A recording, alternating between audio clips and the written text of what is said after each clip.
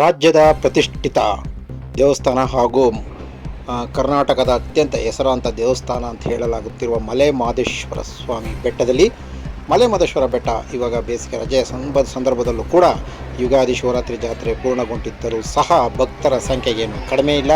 ಈಗಾಗಲೇ ಪ್ರತಿನಿತ್ಯ ಸುಮಾರು ಕುಟುಂಬ ಸಮೇತ ಮಕ್ಕಳ ರಜೆ ಇರೋದ್ರಿಂದ SSLC PUC ಪರೀಕ್ಷೆಗಳು ಮುಗಿದಿರೋದ್ರಿಂದ ಕರ್ನಾಟಕ ಮತ್ತು ತಮಿಳುನಾಡು ಭಾಗದಿಂದ ಹೆಚ್ಚು ಕಮ್ಮಿ ಪ್ರತಿದಿನ ಒಂದು 20-25 ಸಾವಿರಕ್ಕೂ ಹೆಚ್ಚು ಜನ ಭಕ್ತಾದಿಗಳು ಬರ್ತಾ ಇರೋದು ವಿಶೇಷ. ಅದು ವಿಶೇಷವಾಗಿ ಮಂಗಳವಾರ ಬುಧವಾರ ಗುರುವಾರನೂ ಕೂಡ 20-25 ಸಾವಿರ ಜನ ಇರ್ತಾರೆ ಅಂತ ಒಂದು ಅಂದಾಜು ಹೇಳಲಾಗ್ತದೆ ಅಂಕಿಅಂಶ ಪ್ರಕಾರ. ಆದರೆ ಭಾನುವಾರ ಶನಿವಾರ ಶುಕ್ರವಾರ ಶನಿವಾರ ಸುಮಾರು 40-50 ಸಾವಿರ ಜನ ಬರ್ತಾ ಇದ್ದಾರೆ. ಇನ್ನು ಎಣ್ಣೆ ಮಜ್ಜನ ವಿಶೇಷ ಸಂದರ್ಭಗಳಲ್ಲಿ 1 ಲಕ್ಷ ದಾಟ್ತಾ ಇದೆ.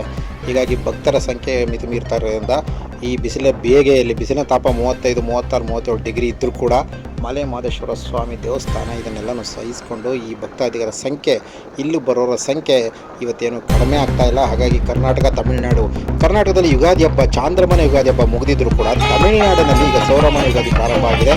ಆ ಸೌರಮಾನ ಯುಗಾದಿ ಸಂದರ್ಭದಲ್ಲಿ ಕೂಡ ಹುಣ್ಣಿಮೆ ಟೈಮ್ ಸಂದರ್ಭದಲ್ಲಿ ಸೌರಮಾನ ಯುಗಾದಿ ನಮಗೆ ಹೇಗೆ ಹೊಸ ವರ್ಷನೋ ಅಲ್ಲಿ ತಮಿಳುನಾಡು ಸಂದರ್ಭದಷ್ಟಿಗೆ ಸೌರಮಾನ ಯುಗಾದಿ ಕೂಡ ಅವರು ಸೂರ್ಯನ ಪೂಜೆ ಮಾಡುವಂತಹ ಯುಗಾದಿ. ಹಾಗಾಗಿ ಮನೆ ಭಕ್ತರಿಗೆ ಸುತ್ತಮುತ್ತ ಸೇಲಂ, ತಿರುಪೂರು, ಈರೋಡು ಮತ್ತು ಕೊಯಮತ್ತೂರು ಜಿಲ್ಲೆಗಳಿಂದ ಬರುವಂತಹ ಭಕ್ತಾದಿಗಳು ಮಾದಪ್ಪನ ಭಕ್ತಾದಿಗಳಿದ್ದಾರೆ ಈ ತಮಿಳುನಾಡು ಭಾಗದಿಂದ. ಹಾಗಾಗಿ ಈ ಸೌರಮಾನ ಯುಗಾದಿಗೆ ಬಂದು ಮಲೆ ಮಹದೇಶ್ವರನನ್ನು ಪೂಜೆ ಮಾಡುವ ಸಂಪ್ರದಾಯ ಇದ್ದೇ ಇದೆ.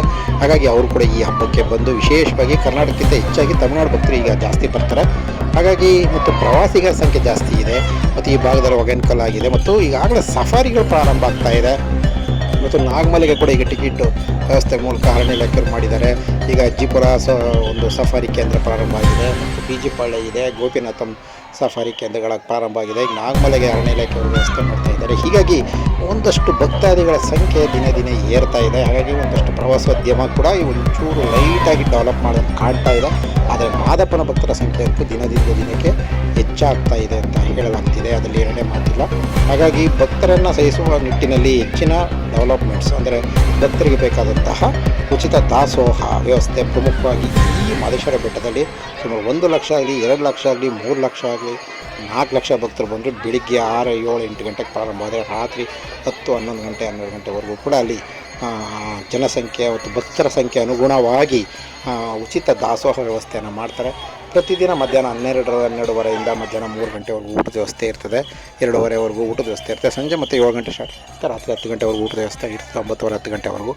ಆ ಉಳಿದ ಬ್ರೇಕ್ನಲ್ಲಿ ಒಂದಷ್ಟು ಪ್ರಸಾದ ವಿನಿಯೋಗ ಅಂದರೆ ಪುಳಿಯೋಗರೆ ಆಗ್ಬೋದು, ಬಾತ್ ಆಗ್ಬೋದು, ಒಂದಷ್ಟು ಉಪ್ಪಿಟ್ಟರ ಆಗ್ಬೋದು, ಏನೋ ಒಂದು ಅವರಿಗೆ ಬಂದ ಭಕ್ತಾದಿಗೆ ಹೋಟ್ಲಿಗೆ ಸಿಗಲಿಲ್ಲ ಅನ್ನೋ ಒಂದು ಸಮಸ್ಯೆ ಇಲ್ದಂಗೆ ಮಾಡಿದ್ದಾರೆ. ಈ ಹಿಂದಿನ ರಾಜಕಾರಣಿಗಳಾಗ್ಬೋದು, ಅಧಿಕಾರಿಗಳಾಗ್ಬೋದು ಇದು ಪ್ರಾರಂಭ ಮಾಡಿದ್ದು ನಿತ್ಯ ನಿರಂತರ ದಾಸೋಹ ವ್ಯವಸ್ಥೆ ಮಾಡಿದ್ದಾರೆ.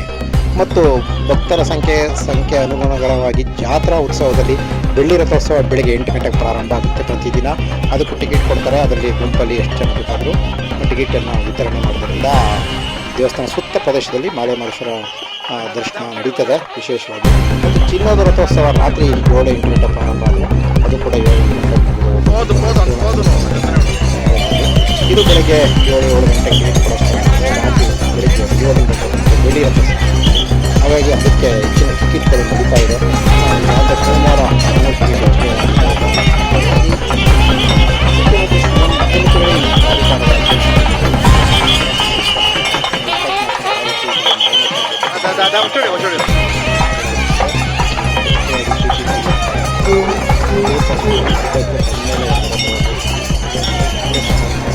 ನಿಗದಿಯಾಗಿ ಕ್ಯಾನ್ಸಲ್ ಆಗಿದೆ. ಆದರೂ ಜಿಲ್ಲಾ ಉಸ್ತುವಾರಿ ವೆಂಕಟೇಶ್ ಅವರು ಹೇಳಿದ್ದಾರೆ. ವಿಶೇಷವಾಗಿ 100ರಿಂದ ಎಲ್ಲ ಮಾಡೋ ಮೂಲಕ ಮಲೆ ಮಹದೇಶ್ವರ ಸುಸಜ್ಜಿತ ಆಗಿದೆ. ಕೂಡ ಬೈಪಾಸಲ್ಲಿ ರಸ್ತೆ ಒಂದು ಅದೃಷ್ಟವಶಾತ್ ಮಹದೇಶ್ವರ ಬೆಟ್ಟಕ್ಕೆ ಹೋಗೋರಿಗೆ ಮ್ಯಾಕ್ಸಿಮಮ್ 99% ಅಷ್ಟೇ ಸುಸಜ್ಜಿತವಾಗಿದೆ. ಅದರ ಕಾರ್ನವರು ಮತ್ತು ದ್ವಿಚಕ್ರ ವಾಹನದಲ್ಲಿ ಹೋಗುವಂಥವ್ರು, ಬೇರೆ ಭಾರಿ ಗಾತ್ರದ ವಾಹನಗಳು ಬರ್ತಾಯಿದೆ, ಲಾರಿಗಳು, ಟೆಂಪೋಗಳು ಎಲ್ಲ ಬರೋದ್ರಿಂದ ನೀವು ಬಹಳ ಎಚ್ಚರಿಕೆಯಿಂದ ಹೋಗಬೇಕು. ಮತ್ತು ಒಂದು ಸೈಡೇ ಹೋಗಬೇಕು, ಮಧ್ಯದಲ್ಲಿ ಪ್ರಯಾಣ ಮಾಡೋದು ಮತ್ತು ಮಧ್ಯದಲ್ಲಿ ರಸ್ತೆ ಮಧ್ಯದಲ್ಲಿ ಹೀಗೆಲ್ಲ ಅಪಘಾತಗಳು ಖಂಡಿತ ಆಗಿದೆ. ಈಗಾಗಲೇ ಸಾವುಗಳಾಗಿದೆ ರಸ್ತೆಯಲ್ಲಿ.